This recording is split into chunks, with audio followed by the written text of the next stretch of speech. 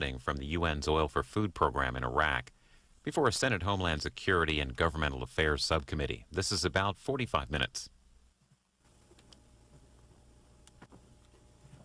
Mr. Galloway, I'm pleased to have you before the committee today. What I'm going to do is briefly summarize the evidence before I give you a chance to give your sworn testimony. The Oil for Food program was used to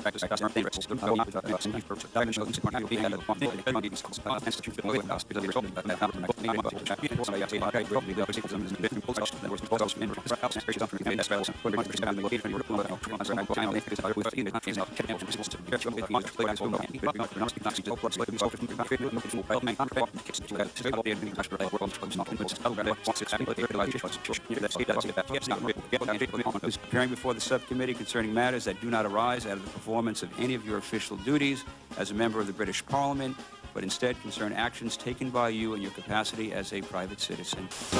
What you just said is one of the most insanely idiotic things I have ever heard. At no point in your rambling, incoherent response were you even close to anything that could be considered a rational thought. Everyone in this room is now dumber for having listened to it. I award you no points, and may God have mercy on your soul. Before we begin, pursuant to Rule 6, all witnesses who testify before this subcommittee are required to be sworn. This time I would ask you to rise and please raise your right hand. You swear the testimony you're about to give before this subcommittee is the truth, the whole truth, and nothing but the truth, so help you God. We will be using a timing system today, Mr. Galloway. We could have 10 minutes for opening statement. If you need more time, we'll certainly accommodate that, and you may proceed. Senator, I am not now, nor have I ever been, an oil trader, and neither has anyone on my behalf. I have never seen a barrel of oil, owned one, bought one, sold one, and neither has anybody on my behalf. Now, I know that standards have slipped over the last few years in Washington, but for a lawyer, you're remarkably cavalier with any idea of justice. I'm here today, but last week, you already found me guilty.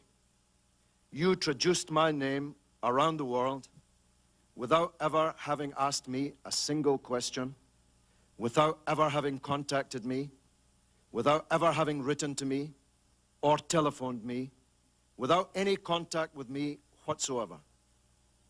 And you call that justice. Now, I want to deal with the pages that relate to me in this dossier, and I want to point out areas where there are, let's be charitable and say, errors. And then I want to put this in the context that I believe it ought to be. On the very first page of your document about me, you assert that I have had many meetings with Saddam Hussein. This is false. I have had 2 meetings with Saddam Hussein, once in 1994 and once in August of 2002. By no stretch of the English language can that be described as many meetings with Saddam Hussein. As a matter of fact, I've met Saddam Hussein exactly the same number of times as Donald Rumsfeld met him. The difference is, Donald Rumsfeld met him to sell him guns and to give him maps, the better to target those guns. I met him to try and bring about an end to sanctions, suffering, and war, and on the second of the 2 occasions, I met him to try and persuade him to allow Dr. Hans Blix and the United Nations weapons inspectors back into the country. A rather better use of 2 meetings with Saddam Hussein than your own Secretary of State for Defense made of his. In the same opening paragraph, you assert that I was an outspoken supporter of the Hussein regime. This is false. I have brought along here a dossier a dossier for all the members of your committee of statements by me as early as the 15th of March 1990, in which I condemn the Saddam Hussein dictatorship in the most withering terms, a stance I have taken since around about the time you were an anti-Vietnam War demonstrator. I was an opponent of Saddam Hussein when British and American governments and businessmen were selling him guns and gas. I used to demonstrate outside the Iraqi embassy when British and American officials were going in and out doing commerce. You will see from the official parliamentary record, Hansard, from the 15th of March 1990 onwards, voluminous evidence that I have a rather better record of opposition to Saddam Hussein than you do and than any member of the British or American governments do. Now, you say in this document, you quote a source, you have the gall to quote a source without ever having asked me if the allegation from the source was true, that I am, quote, the owner of a company which has made substantial profits from trading in Iraqi oil. Senator, I do not own any companies beyond a small company whose entire purpose, whose sole purpose, is to receive the income from my journalistic earnings from my employer, Associated Newspapers in London. I do not own a company that's been trading in Iraqi oil. And you had no business to carry a quotation, utterly unsubstantiated and false, implying otherwise. Now, you have nothing on me, Senator, except my name on lists of names from Iraq, many of which have been drawn up after the installation of your puppet government in Baghdad. If you had any of the letters against me that you had against Zhirinovsky and even Pasqua, they would have been up there in your slideshow for the members of your committee today. You have my name on lists provided to you by the Dulfer inquiry, provided to him by the convicted bank robber and fraudster and con man Ahmed Chalabi, who many people, to their credit in your country, now realize played a decisive role in leading your country into the disaster in Iraq. There were 270 names on that list originally. That's somehow been filleted down to the names you chose to deal with in this committee. Some of the names on that committee included the former secretary to His Holiness Pope John Paul II, the former head of the African National Congress presidential office, and many others who had one defining characteristic in common. They all stood against the policy of sanctions and war which you vociferously prosecuted and which has led us to this disaster. You quote Mr. Taha Yassin Ramadan. Well, you have something on me. I've never met Mr. Taha Yassin Ramadan. Your subcommittee apparently has. But I do know that he's your prisoner. I believe he's in Abu Ghraib prison. I believe he's facing war crimes charges, punishable by death. In these circumstances, knowing what the world knows about how you treat prisoners in Abu Ghraib prison, in Bagram Air Base, in Guantanamo Bay, including, I may say, British citizens being held in those places. I'm not sure how much credibility anyone would put on anything you managed to get from a prisoner in those circumstances.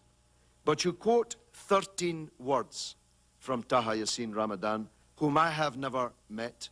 If he said what he said, then he is wrong. And if you had any evidence that I had ever engaged in any actual oil transaction, if you had any evidence that anybody ever gave me any money, it would be before the public and before this commitment today, because I agreed with your Mr. Greenblatt. Your Mr. Greenblatt was absolutely correct. What counts is not the names on the paper. What counts is where's the money, Senator? Who paid me hundreds of thousands of dollars of money? The answer to that is nobody. And if you had anybody who ever paid me a penny, you would have produced them here today. Now you refer at length to a company named in these documents as Iridio Petroleum.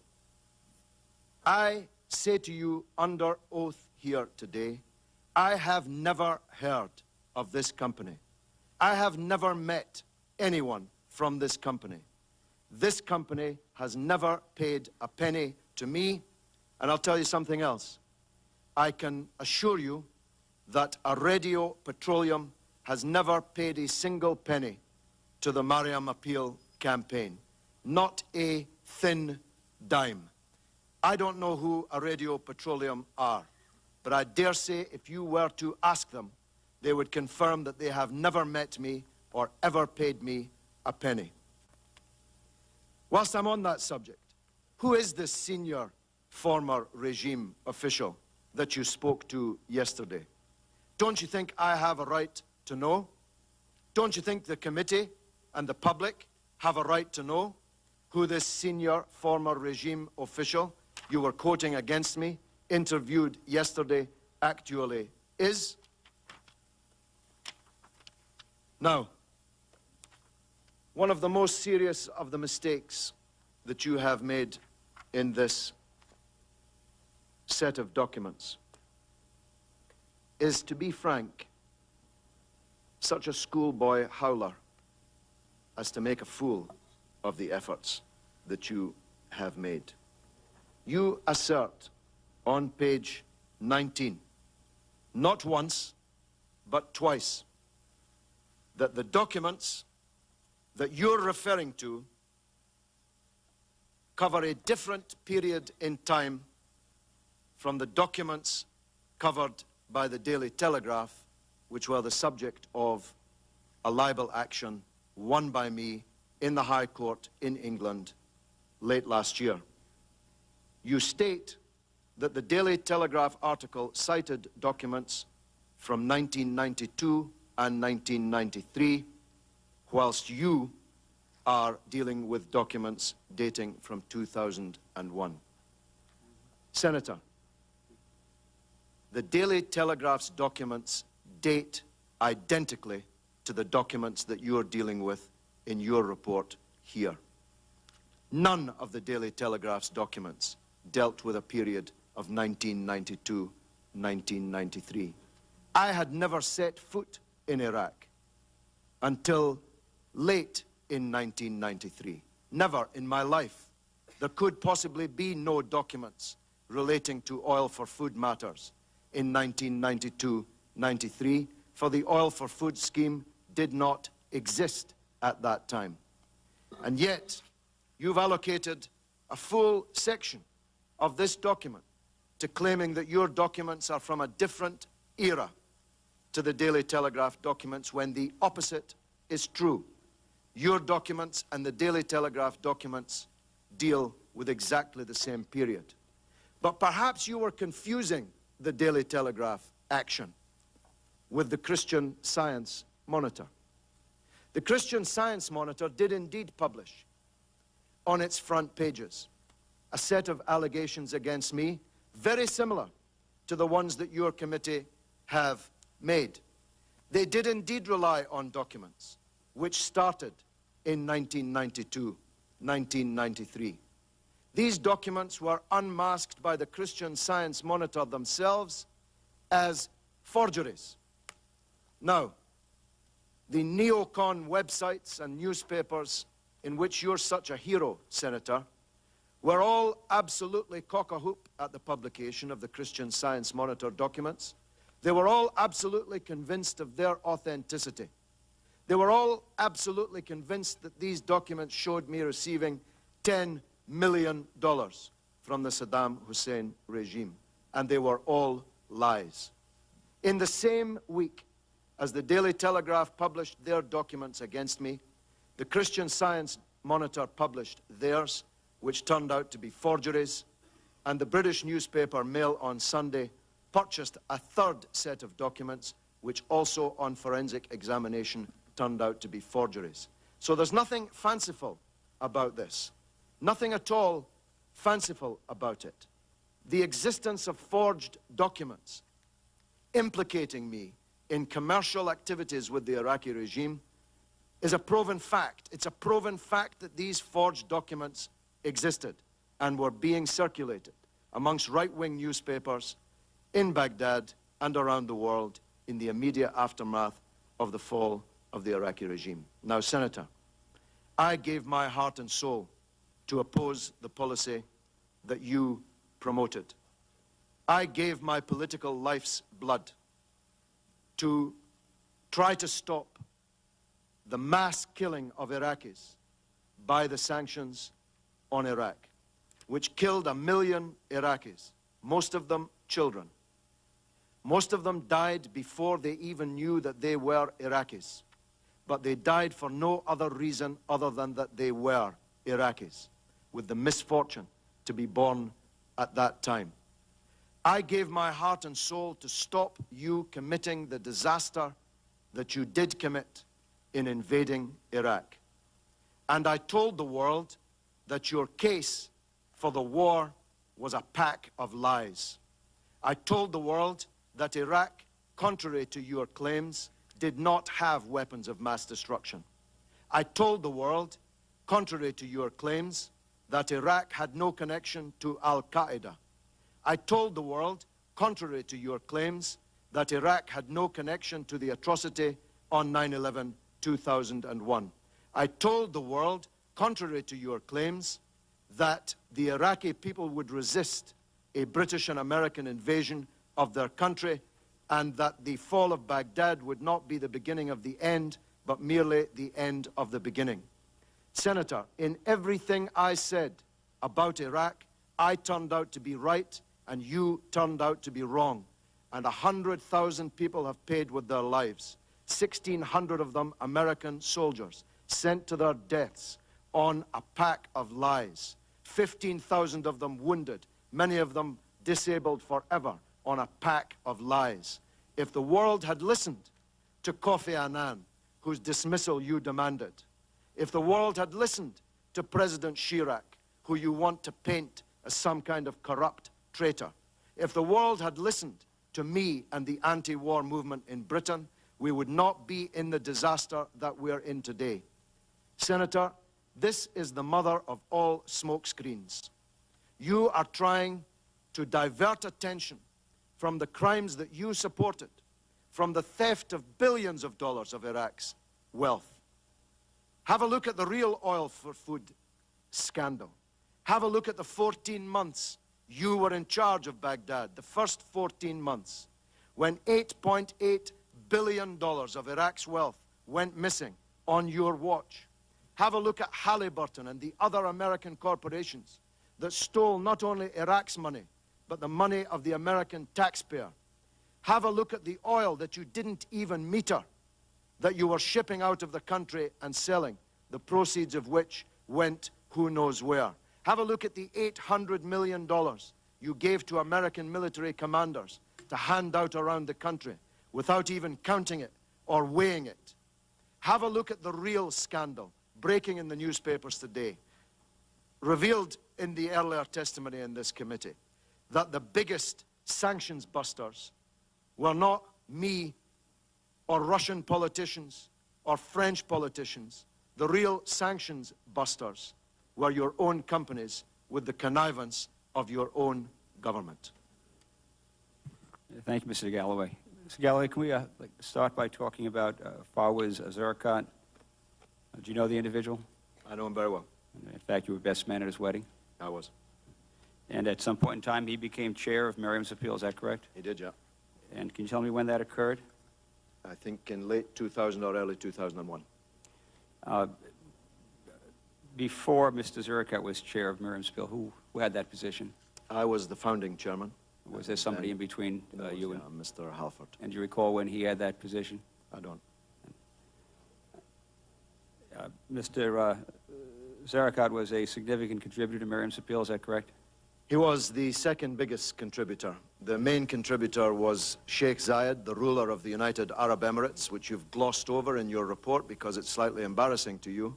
And the third major contributor was the Crown Prince of Saudi Arabia, which you've equally glossed over because it's embarrassing to you. And how because much both of those individuals are your friends. How much did Mr. Zaricot contribute to Miriam's appeal? Roughly 375,000 English pounds. At about $600,000 American? Well, I don't know the conversion, but it's 375,000 sterling. If you can, and he was, by the way, Mr. Zaricot was your representative, designated representative for the activity of Miriam's appeal, is that correct? For the activities of the Mariam appeal, yes. Of the Mariam appeal, yes. And when did he get that position? I think late 2000. Late 2000. Looking at Exhibit 9, and I think you have the books in front of you. Yeah. That appears to be a document from the Ministry of Oil. Testimony has indicated that the signature is an accurate signature. Do you have any reason to believe that document's false? Well, I've told you that I have never heard of Iradio Petroleum, and I've told you that the Mariam appeal never received a single penny from Iradio Petroleum. So the information at the top of the page, if you've translated it accurately, is false. Have you heard of Middle East ASI Company? Yes, that's Mr. Zuricat's company. Okay, can I turn to Exhibit 12?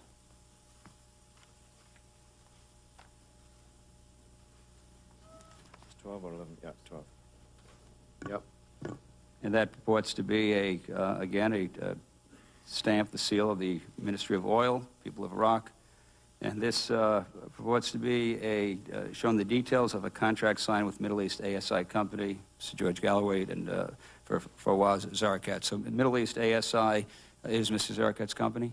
Middle East ASI is Mr. Zuricat's company. He may well have signed an oil contract. It had nothing to do with me. He was chair of Miriam's appeal in 2000, so I take it you knew him well. Did he ever talk to you about his dealings in oil with Iraq? He did better than that. He talked to everybody.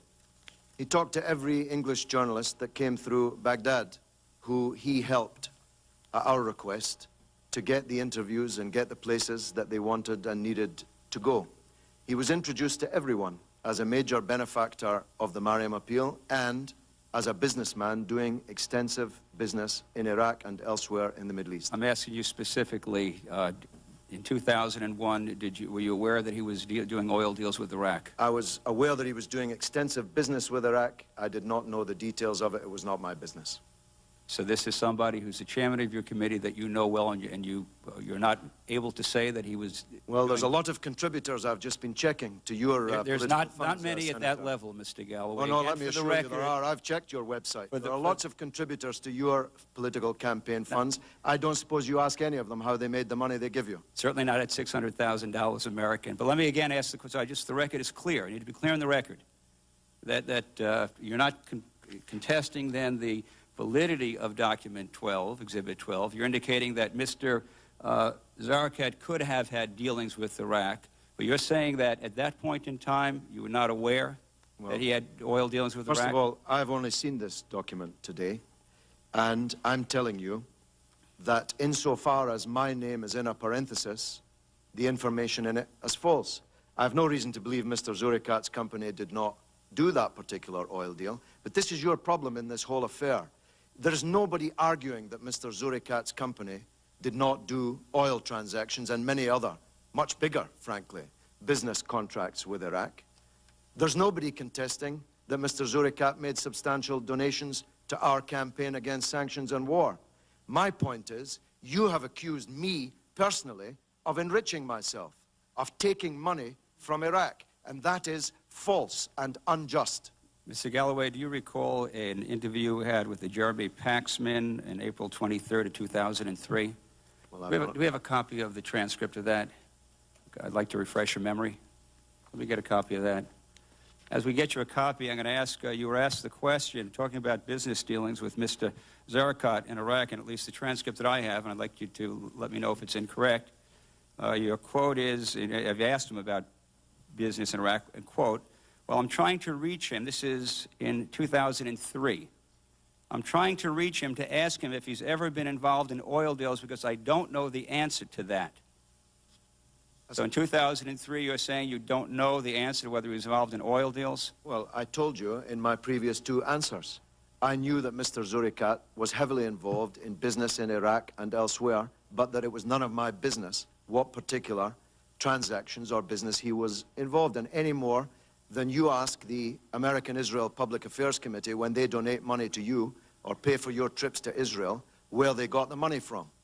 So, Mr. Galloway, you would have this committee believe that he's designated representative for Miriam's appeal, becomes the chair of the Miriam's appeal, was listed in Iraqi documents, is obviously doing business, oil deals with Iraq, that you never had a conversation with him in 2001 whether he was ever doing oil business with Iraq. No, I'm doing better than that. I'm telling you that I knew that he was doing a vast amount of business with Iraq, much bigger, as I said a couple of answers ago, than any oil business he did. In the airport, he was the representative of some of the world's biggest companies in Iraq. He was an extremely wealthy businessman doing very extensive business in Iraq. Not only did I know that, but I told everyone about it. I emblazoned it in our literature, on our website, precisely so that people like you could not later credibly question my bona fides in that regard. So I did better than that. I never asked him if he was trading in oil. I knew he was a big trader with Iraq, and I told everybody about it. So in 2003, when you said you didn't know whether he was doing oil deals, were you telling the truth at that time? Yes, I was. I've never known until the Telegraph story appeared that he was alleged to be doing oil deals. But his oil deals are about 1/10 of the business that he did in Iraq. So I did better than telling people about his oil deals. I told them he was doing much, much more than that. So Exhibit 14, which purports to be a contract with Middle East Semiconductor, contract M1214. Middle East Semiconductor, again, is Mr. Zurikat's company. Is that correct? Yes, it is. Right. So do you have any reason to believe that this document is false? Well, the parenthesis, if the parenthesis implies, as you've been arguing all morning that it implies, that this was being signed for by Middle East Advanced Semiconductors in order to pass the money on to me, is false. Mr. Zurikat and Middle East Semiconductors or any other company have never given me any money. And if they had, you would have it up here on a board and in front of the committee here.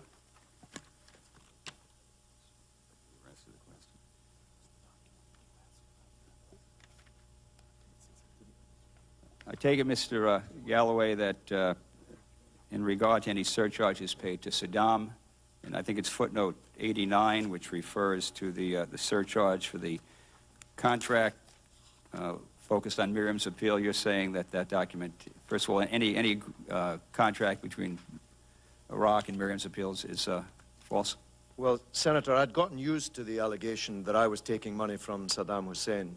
It's actually surreal to hear in this room this morning that I'm being accused of giving money to Saddam Hussein. This is utterly preposterous that I gave $300,000 to Saddam Hussein. This is beyond the realms of the ridiculous. Now, the Mariam Appeals finances have been investigated by the Charity Commission on the order of Lord Goldsmith. You'll recall him, Senator. He's the Attorney General, practically the only lawman in the world that thought your war with Iraq was legal, thought Britain joining your war with Iraq was legal. He ordered the Charity Commission to investigate the Mariam Appeal. Using their statutory powers, they recovered all money in and all money out ever received or spent by the Mariam Appeal. They found no impropriety, and I can assure you, they found no money from an oil contract from Aradio Petroleum, none whatsoever. And the commission did not look at these documents relating to this contract with Iraq. No, but they looked better than that, Senator. I'm not asking you better. I'm Senator, asking the question Senator, whether they looked at these documents. Senator, you're not listening to what I'm saying. They did better than that. They looked at every penny in and every penny out. And they did not find, I can assure you, any trace of a donation from a company called Aradio Petroleum, or, frankly, a donation from any company other than Mr. Zurikat's company. That's a fact.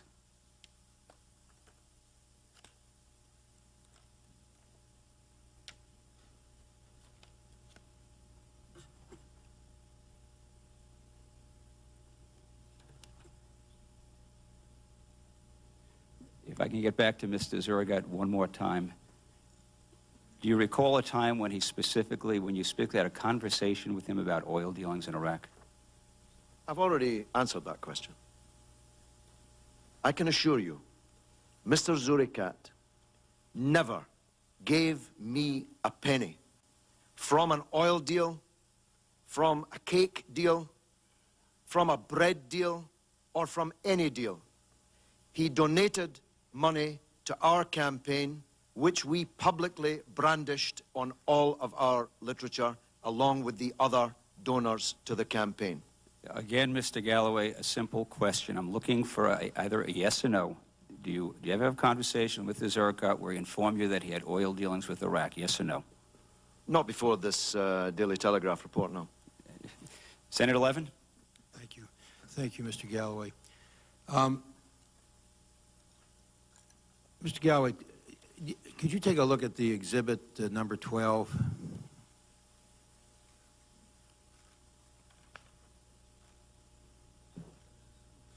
Yep.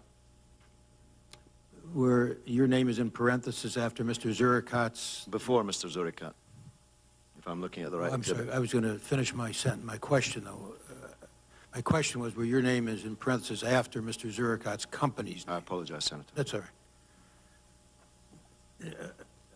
Now, that document, assuming it's an accurate translation of the document underneath it,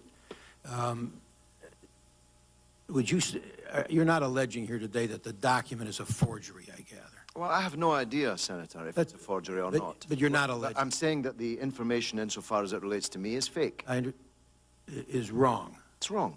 But you're not alleging that the document. Well, I have no way of knowing something. That's fine. So you're not alleging. No, I have no way of knowing. This Is it fair to say, since you don't know, Well, you're not it alleging? would have been nice to have seen it before today. Is it fair to say, though, that either because you've not seen it before or because otherwise you don't know, you're not alleging the document's a fake? Is that fair to say? I haven't had it in my possession long enough to form a view about that. All right. Would you let the subcommittee know after you've had it in your possession long enough whether you consider the document a fake? Yeah, although there is an academic quality about it all, Senator Levin, because you've already found me guilty before you actually allowed me to come here and speak for myself. Well, in order to attempt to clear your name, would you let... Well, let's be clear about something. Now, let me finish my question. Let me be clear about that, first of all. Would you submit to the subcommittee, after you've had a chance to review this document, whether or not, in your judgment, it is a forgery? Will you do that? Well, if you'll give me the original. I mean, this is not... Presumably you wrote this English translation. Yes, and there's a copy underneath it of the... Yes, there is a copy of a grey blur. If you'll give me the original... copy of the original. If you'll give me the original in a decipherable way, then of course That'd be fine. We would appreciate that. Yeah. Now, if at the bottom of this document, assuming it's not a forgery for a moment, it says surcharge. Are we together? Yeah. As per the instructions of Your Excellency over the phone on 12/11/01 of not accepting the company's proposals unless they pay the debt incurred since Phase 8. If in fact, Mr. Zurikat's company paid a surcharge or a kickback to the Iraqi government in order to obtain an allocation of oil, would that trouble you? Well, it turns out from your own testimony that practically everyone in the world, and especially the United States, was paying kickbacks. My question, it troubles me a great deal. Yeah. As you've heard from my statement today, I'm very much troubled that we have an oil company that was involved in this, and we're going to go after that oil company. Now let me ask you. I've expressed my view about Bay Oil, so now let me ask you about Mr. Zurikat's company. If, in fact, Mr. Zurikat's company paid a kickback to the Iraqi government in order to obtain this allocation, would you be troubled? That's my question. Yeah. It's a good question, and will you Well, I allow appreciate me to, your- will you allow me to answer it I'd be seriously? happy to, yeah. Seriously, not in a yes or no fashion, because I could give you a glib. Providing you give us an answer, I'd be delighted to hear it. Here's my answer, and I hope it does delight you. I opposed the Oil for Food program with all my heart, not for the reasons that you are troubled by it, but because it was a program which saw the death, I'm talking about the death now, I'm talking about a mass grave, of 1 million people, most of them children, in Iraq. The Oil for Food program gave 30 cents per day per Iraqi for the period of the Oil for Food program. 30 cents for all food, all medicine, all clothes, all schools, all hospitals, all public services. I believe that the United Nations had no right to starve Iraq's people because it had fallen out with Iraq's dictator. David Bonnier, your former colleague, Senator, whom I admired very much, a former chief whip here on the Hill, described the sanctions policy as infanticide masquerading as politics. Senator Coleman thinks that's funny, but I think it's the most profound description of that era that I have ever read. Infanticide masquerading as politics. So I opposed this program with all my heart. Not because Saddam was getting kickbacks from it, and I don't know when it's alleged these kickbacks started. Not because some individuals were getting rich doing business with Iraq under it, but because it was a murderous policy of killing huge numbers of Iraqis. That's what troubles me. That's what troubles me. Now, if you're asking me, is Mr. Zurikat in some difficulty, like all the other companies that it would appear paid kickbacks to the Iraqi regime? No doubt he is, although it would appear he's quite small beer compared to the American companies who were involved in the same thing. Now my question. That's what, I told you what troubles me. I'm asking you, would it trouble you? My question now that you've given us your statement about your feeling about the Oil for Food program, my question is, would you be troubled if you knew that Mr. Zurikat paid a kickback in order to get an allocation of an oil contract? That's a very simple question. It's Mr. Zurikat's problem, not mine. It would not trouble you. It's Mr. Zurikat's problem, not mine. And so that if a kickback, which was illegal under international, now you may not agree with the UN, but that's the international community that you're attacking, which is fine. You're entitled to do that. You're entitled, and I'll defend your right to do it. But you're attacking a UN program, which is your right to do, which was aimed at providing humanitarian assistance to try to alleviate the problems that the sanctions provided, which is your right to do. But my question, which you are so far evading, is, would you be troubled if that UN Oil for Food program was being circumvented by the kind of kickbacks which were taking place and being given to Saddam Hussein in order to obtain allocations under that program if Mr. Zurikat participated in that kickback scheme which violated the UN saying, you may not have agreed with it, but it violated the program. Would it trouble you if he violated that UN program in that way? That's my question. Senator, there are many things. I know other things trouble you, but can you just give us a straightforward answer? You've given us a long explanation of other things that trouble you, which is your right. Now I'm asking you whether that troubles you. It troubles me that it might put him in difficulty. It troubles me that it might now lead to a prosecution of him. It troubles me that this will be further smoke in the smokescreen. But I, root and branch, opposed this Oil for Food program. There's a lot of things you oppose, but you don't believe should be circumvented in illegal ways, isn't that? Well, please, Senator, you supported the illegal attack on Iraq. Don't talk to me about illegality. Sorry about that, I didn't. But that's beside the point. Well, that's beside the point. You're wrong on your facts. I'm collectively talking about the Senate, not you personally. Well, that's okay. That's all right. Let me go back to my question. I don't want to get. I don't want to get involved. I don't want to get involved in. Why not? You want to talk about illegality? No. You launched an illegal war which has killed 100,000 people. Let's try. You want me to be troubled about? No, I want you to answer. I want you to answer questions which are fairly put and directly put to you. Now I'll ask you two last questions.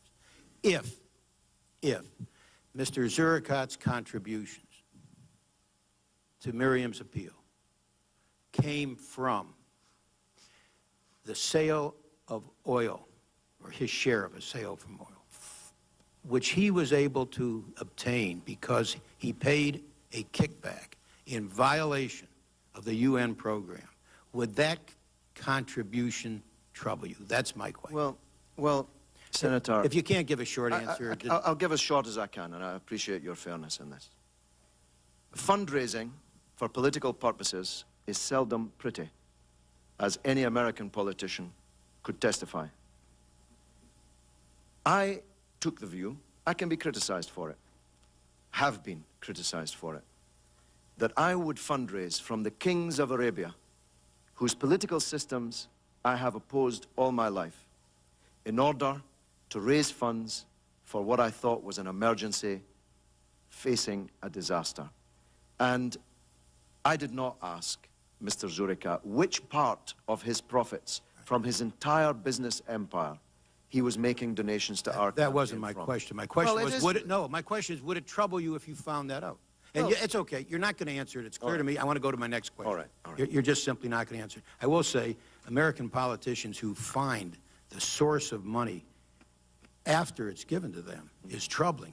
When they find out something they didn't know afterwards, frequently will, and hopefully I think always, but at least frequently, will return that money, will say they disagree with the source of the money. Hopefully all of us will do that, but whether or not we all live up to that standard, you clearly do not adopt that as a standard for contributions to Miriam's appeal. You're not going to look at the source of the money. You're just simply going to accept the money, and you've made that clear. I want to just ask you about Tariq Aziz. Yeah. Tariq Aziz. You've indicated who you didn't talk to and who you did talk to. Did you have conversations with Tariq Aziz about the award of oil allocations? That's my question. Never. Thank you.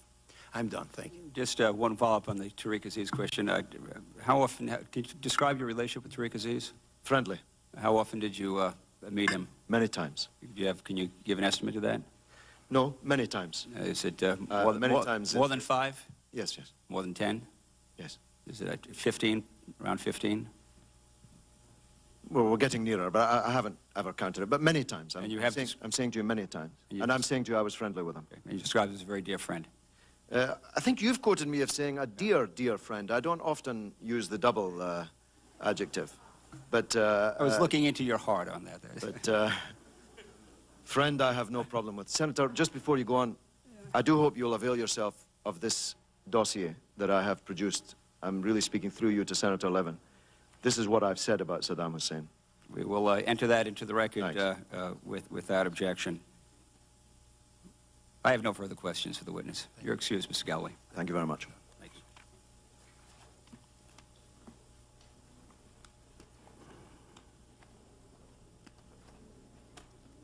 Was there a vote on it? Did we have a vote? Take a look at that. It's either a recess or a vote. Huh? Looks like either a vote or a recess. 15-minute vote at 12:06. What? 15-minute vote at 12:06.